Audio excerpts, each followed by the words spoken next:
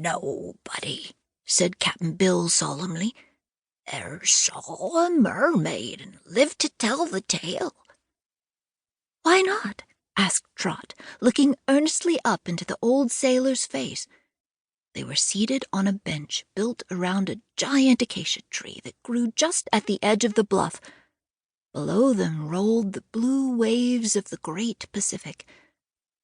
A little way behind them was the house, a neat frame cottage painted white and surrounded by huge eucalyptus and pepper trees.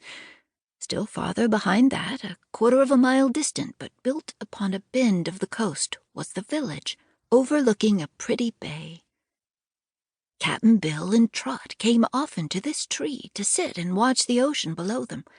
The sailor-man had one meat leg and one hickory leg, and he often said that the wooden one was the best of the two. Once Captain Bill had commanded and owned the Anemone, a trading schooner that plied along the coast, and in those days Charlie Griffiths, who was Trot's father, had been the captain's mate. But ever since Cap'n Bill's accident, when he lost his leg, Charlie Griffiths had been the captain of the little schooner, while his old master lived peacefully ashore with the Griffiths family. This was about the time Trot was born, and the old sailor became very fond of the baby girl. Her real name was Mayre, but when she grew big enough to walk, she took so many busy little steps every day that both her mother and Cap'n Bill nicknamed her Trot, and so she was thereafter mostly called. It was the old sailor who taught the child to love the sea, to love it almost as much as he and her father did, and these two, who represented the beginning and the end of life, became firm friends and constant companions. "Why hasn't anybody seen a mermaid and lived?" asked Trot again. "'Cause mermaids is fairies, and ain't meant to be seen by us mortal folk," replied Cap'n Bill. "But if anyone happens to see 'em, what then, Cap'n?" "Then," he answered, slowly wagging his head, "the mermaids give 'em a smile and a wink, and they dive into the water and gets drownded." "Suppose they know how to swim, Cap'n Bill?" "That don't make any difference, Trot. The mermaids live deep down, and the poor mortals never come up again." The little girl was thoughtful for a moment. "But why do folks dive in the water when the mermaids smile and wink?" she asked.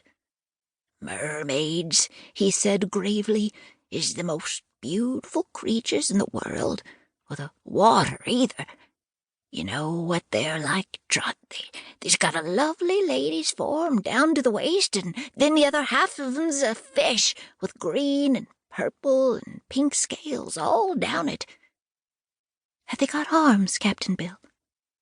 "Course, Trot, arms like any other lady, and pretty faces that smile and look mighty sweet and fetchin'. Their hair is long and soft and silky and floats all around 'em in the water. When they comes up atop the waves, they wring the water out in their hair and sing songs that go right to your heart. If anybody is unlucky enough to be around just then, the beauty of them mermaids and their sweet songs charms 'em like magic. So they plunge into the waters to get to the mermaids, but the mermaids haven't any hearts, Trot, no more'n a fish has. So they laughs when the poor people drown and don't care a fig. That's why I says, and I says it true, that nobody ne'er saw a mermaid and lived to tell the tale." "Nobody?" asked Trot. "Nobody at all." "Then how do you know, Cap'n Bill?" asked the little girl, looking up into his face with big round eyes. Cap'n Bill coughed. Then he tried to sneeze to gain time. Then he took out his red cotton handkerchief and wiped his bald head with it, rubbing hard so as to make him think clearer. "Look, Trot, ain't that a brig out there?" he inquired, pointing to a sail far out in the sea. "How does anybody know about mermaids if those who have seen them never lived to tell about them?" she asked again. "Know what about 'em, Trot?"